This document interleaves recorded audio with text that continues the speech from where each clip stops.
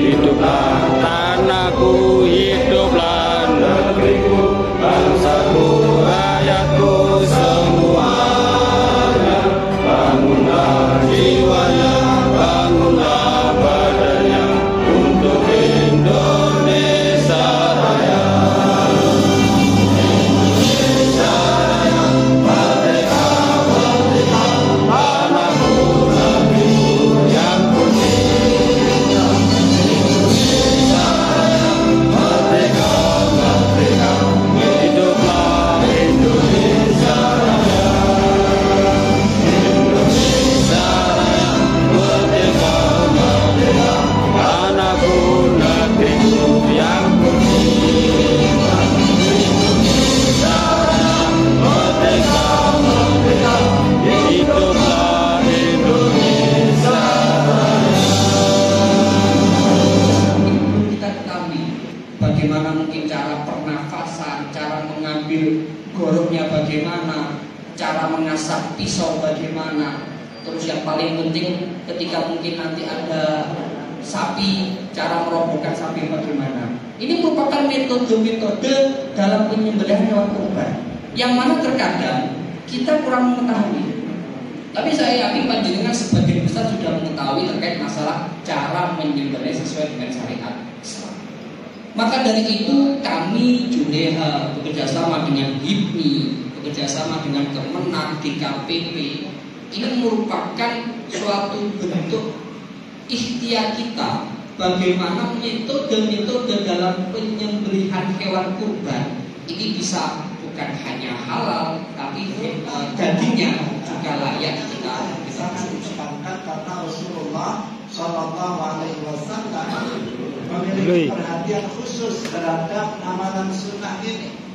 Bahkan Rasulullah itu menyembelih binatang kurban untuk istri-istrinya ketika beliau dalam safar untuk menunjukkan bahwa tidak sedang di rumah pun itu masih disunahkan untuk berkurban.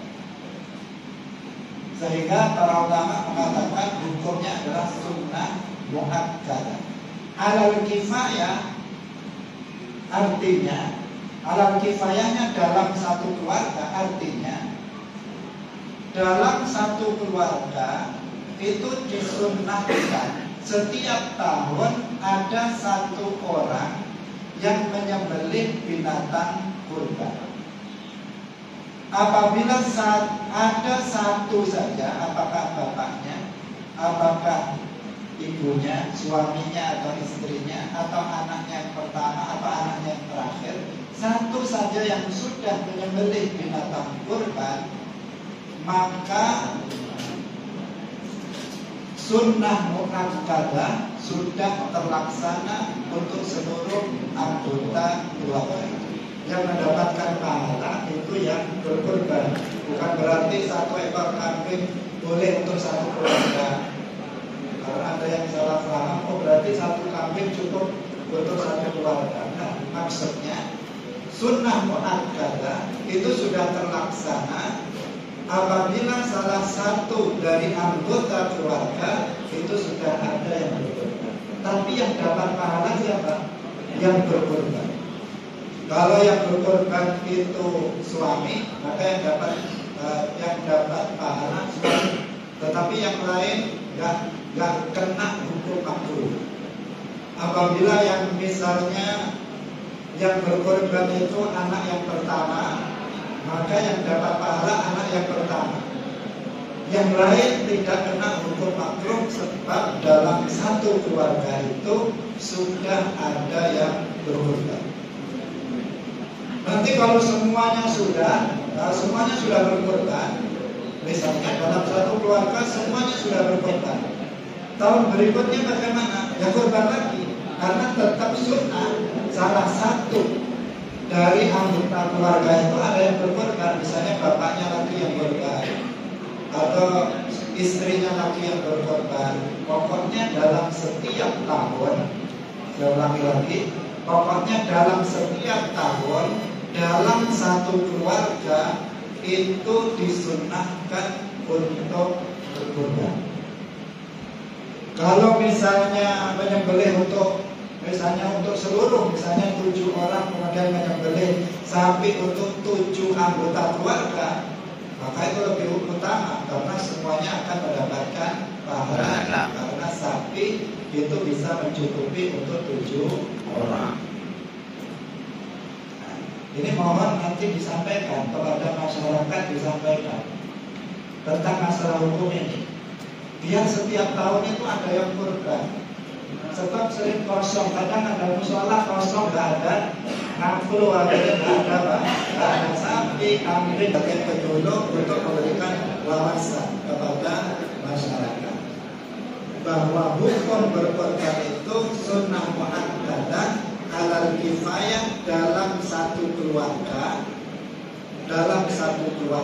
pada setiap tahun. Tiap tahun kita meskipun sunnah muakkadah itu adalah bagi orang yang mampu. Kalau nggak mampu, ya nggak berlaku hukum sunnah muakkadah. Mampu itu artinya dia memiliki harta yang lebih dari makanan pokok yang dia makan untuk hari raya dan malamnya, yang lebih dari pakaiannya, dari tempat tinggalnya, dari hutang-hutangnya. Dia memiliki lebih dari itu, cukup untuk membeli kambing, cukup untuk misalnya membeli domba, maka dia baru kena hukum sunnah muakkadah. Jika enggak, satu keluarga sudah mampu, tapi satu keluarga tidak ada satupun yang menyembelih binatang kurban, maka semua kena hukum makruh. Hukum makruh itu artinya ya dia memang nggak berdosa, tetapi dia nggak memiliki keutamaan, dia nggak mendapatkan pahala karena memang dia tidak dosa, dia tidak sampai jatuh pada dosa, tetapi kena hukum makruh seluruh keluarga karena keluarga itu sudah mampu menyembelih binatang kurban, tetapi mereka tidak ada satupun yang melaksanakannya. Ini yang pertama.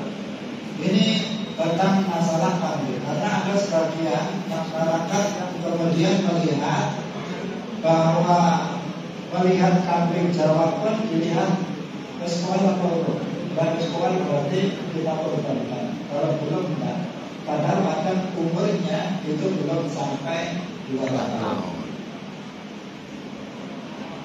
Ini yang pertama. Kemudian yang kedua, kambing bibas. Jaza'atul ba'an, namanya dalam istilah fikihnya jaza'atul ba'an, itu bibas yang berumur 1 tahun. Pertanyaannya, itu takbir apa? Apakah takbir mursal? Apakah takbir muqayyad? Dua-duanya nggak masuk kriteria. Karena kalau takbir mursal itu waktunya, kalau Idul Adha itu waktunya mulai hari Arafah, ada yang mengatakan mulai subuh, ada yang mulai zuhur hari Arafah sampai kemudian imam itu sholat. Itu sudah berakhir. Itu kalau takbir mursal. Takbir mursal itu takbir yang bebas dilaksanakan di jalan-jalan, di pasar-pasar, pokoknya sepanjang waktu bertakbir. Itu namanya takbir mursal. Kemudian yang kedua, takbir muqayyad. Takbir muqayyad itu takbir yang dilakukan setelah habis sholat. Setelah sholat zuhur takbiran, setelah habis sholat asar takbiran, sampai nanti pada hari ketiga, hari tasyrik. Itu namanya takbir muqayyad, dilakukan setelah sholat, bukan sebelum sholat. Biasanya kita pujian, ya. Nah, takbirannya dibuat pujian, itu pas apa enggak? Kalau dia sholat sunnah qobliyah dulu nggak masalah. Misalnya dia habis azan, terus sholat sunnah qobliyah, terus takbir, nggak masalah. Namanya muqayyad.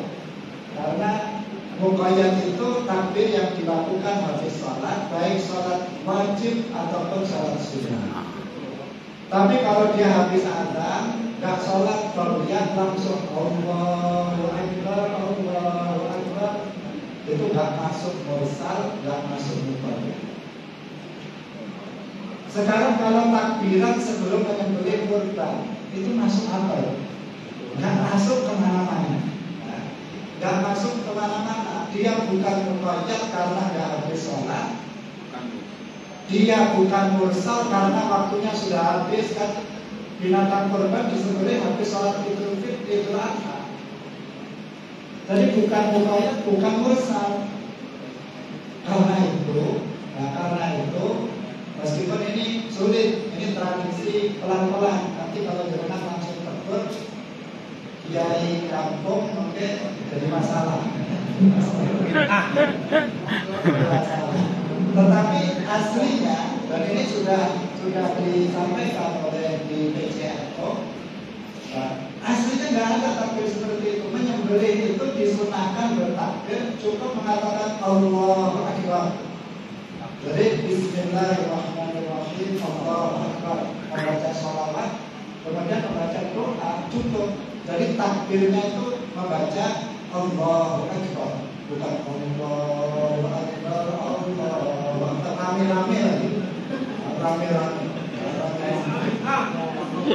Padahal yang sunnah bertakbir itu siapa? Yang menyembelih, bukan masyarakat sekitar takbir semua. Maksudnya bagaimana?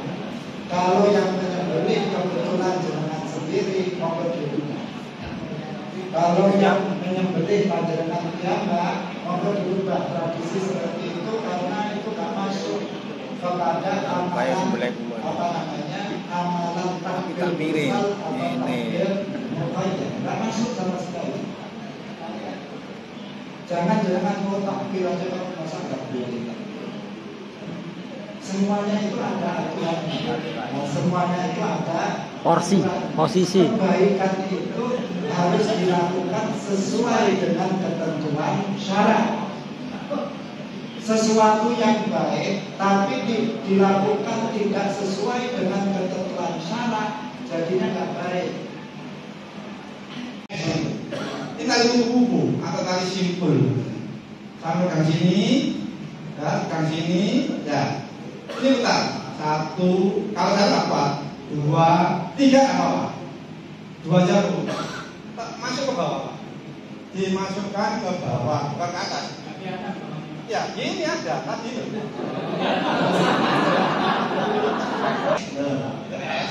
Ini tadi ini maksudnya ya. Dan balik. Baru tahu ini. Pegang 2. Putar 1, 2, 3 boleh. 2 nggak apa-apa. Masuk ke bawah, jangan masuk ke atas, bawah sini. Pas ini boleh, sini boleh. Ya. Masukkan pokoknya yang lubang bawah.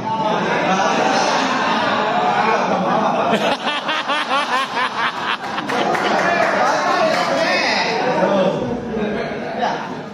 Ini kuat. Untuk samping model apa?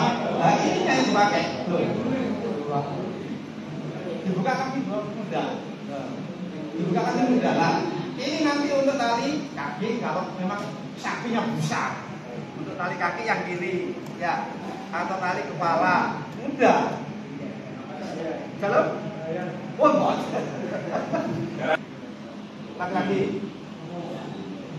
Yang tadi sampai setelah buat tali simpul, taruh kepala ini. Agak kecil, lubangnya agak kecil. Tarik ya. Ya. Masukkan. Sampai. Ya, dimasukkan. Ya. Yang ini. Ya. Tinggal narik ya. Ya. Ya. Tinggal narik tuh, apa? Ini di tengah-tengah. Kau udah tetek ini nyelentik ya. Kalem-kalem, Pak. Pokoknya harus di tengah-tengah. Kuat. Sudah kuat. Kuat. Sampai ini kalau mana takut ya Tambahnya 1 lagi, masukkan 1 lagi kalau sama ragu-ragu. Tapi ini Pak, semakin dia bergerak semakin ketat. Dia makin makin ketat, ketat deh. Apa nih, Bang? Oke. Ulangi lagi, Pak. Ulang lagi ya. Kakinya. Nah, ini kan nggak semuanya ya. Kalau tengah, ini tetap di tengah. Tetap di tengah, ya. Kalau Pak, terus nanti yang berat. Masuk ya? Masuk. Masuk aja. Dua, tarik. Ya. Masuk ke. Tarik ane direkam. Ya. Tarik aja lebarnya ke kepala. Lebar naon. Ya, tarik naon. Ini harus di tengah. Oke, tengah-tengah ini. Sampai nama boten. Berat. Harus praktek kan?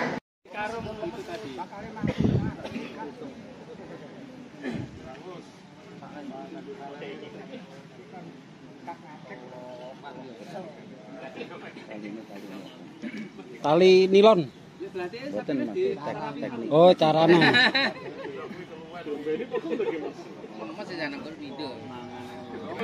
Kita buat tali simpul di sini. Di leher. Hati. Hati. Kaget. Tali sret mangke ben penak diculi tapi wonten sing kedah kudu rapat. Nggih. Tapi ditarik niku mboten Intinya enggak nyiseti gulu.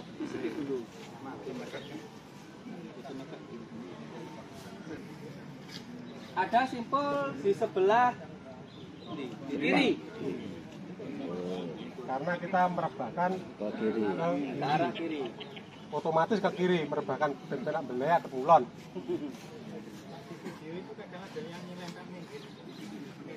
Hati-hati, biasanya kalau sapi ini ekornya sudah ditekuk, itu siap-siap dia menyerang. Satu. Kalau ekornya dinaikkan, otomatis dia lompat sama menyerang. Biasanya seperti itu.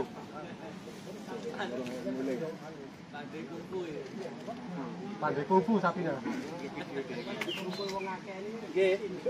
Nah, kalau di lapangan nanti, kalau dikumpul orang banyak itu mending dibilangi mawon, suruh mundur dulu.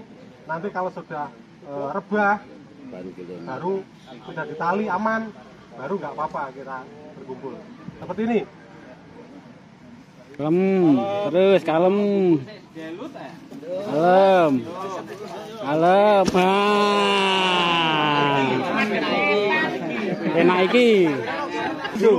Sebelum ditali kaki. Ini ambil seperti ini, kita ambil Dadah. lalu kita kaki di sini kita tahankan ke sini. Kadi suwuk ta iku, Mang? Seperti ini Dewe ya. Kalau habisnya jogokong sama. Yang depan bubuk, bubuk. Duduk. Nggih. Sing jenengan tanyakan mau. Belum sempurna. Ditambah lagi, ditarik. Ya. betul. Yang pertama diangkat. Bukan diterus tapi diangkat. Oh, mboten angsal lek. Makro tapi pakai halal. Nggih, nggih. Mana-mana Ben diterangne, ben diterangne. Dia mati. Nggih, sebelum dia mati. Harus. Contohnya gini, pada waktu Bapak nyemotong, pisaunya kita tidak tahu kondisi pisau. Ternyata putus.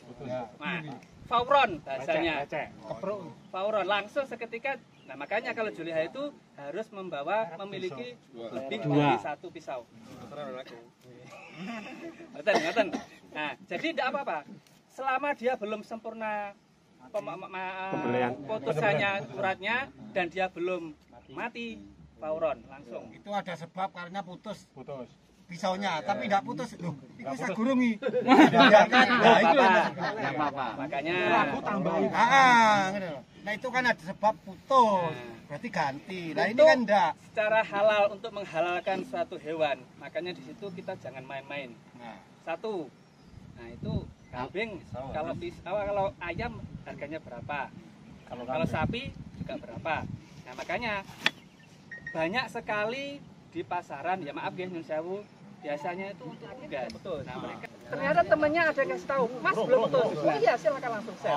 Boleh. Sebabnya apa? Itu belum mati. Kalau sudah mati, haram, tanda. Oke. Paham. Oke. Nggih. Kalau tadi ada sing ngawasi sesuatu ya. Pisaunya putus. Makanya tadi Bapak nah itu untuk Kalau lebih aman gitu. Jangan dilepas dulu. Yang baik gimana? Kita putus. Coba sekali putus. Itu nggak apa-apa. Tapi kita balikan ke sini nggak apa-apa. Lebih afdol. Lebih mantep. Walah, lho kok ngene. tapi kalau Sing landhep. monggo. Melingkar nggih. Iki kene. Oh, iki lingkar. Jadi kawat seperti ini. Seret. Tarik. Jaganya dulu apa jatuh dorong. Sekali gini gambreng pun suwe. Jadi kalau untuk dorong, teknik dorong, usahakan melingkar seperti ini. Kita awal dari sini.